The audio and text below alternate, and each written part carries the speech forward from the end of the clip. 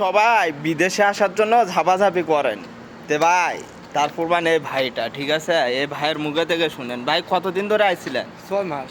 6 মাস ধরে আইছে। 6 মাস ধরে আইছি, কোনো খানা দানা কিছু নাই কে ভাই।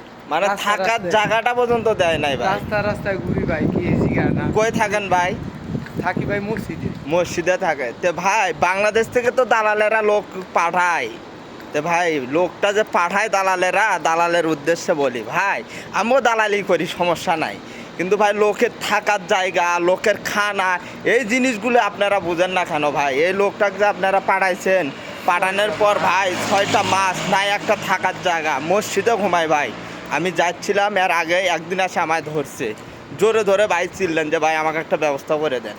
তো যাই হোক, ভাইয়ের একটা ব্যবস্থা করে দেবো ইনশাআল্লাহ ভাই। আপনার ভাই এইরকম ভাই দালালের বাচ্চাদেরকে আমি বলি, শুয়েরের বাচ্চারা, তোরা বাংলাদেশে বসে বসে টাকা নেস মানুষের, শুয়েরের বাচ্চারা। আমরাও তো দালালি করি রে, শুয়েরের বাচ্চারা, বুকত হিম্মত নিয়ে দালালি করিস, শুয়েরের বাচ্চারা, মানুষের টাকা নিয়ে করিস, শুয়েরের বাচ্চারা।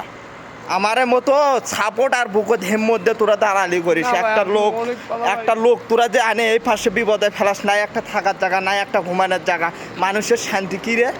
শুয়েরের বাচ্চারা, বাংলাদেশে বসে বসে দালালি করিস, একটা লোকও কানে, একটা ফ্যামিলি কানে একদম নিঃস্ব করে দেশ। তবে ভাই যারা বিদেশে আসবেন তাদের উদ্দেশ্যে বলি ভাই, খুব ভাবে চিন্তে কাজ করবেন ভাই, খুব ভাবে চিন্তে কাজ করবেন। এই ভাইয়ের মতো বিপদে পড়েন না ভাই। বিপদে পড়েন না দালালের মিষ্টি কথা শুনে, বুঝছেন? তা ভাই সবাই ভালো থাকবেন, আর এই ভাইটার জন্য দোয়া করবেন, ভাইটাকে একটা কাজের ব্যবস্থা করে দিচ্ছি ইনশাল্লাহ।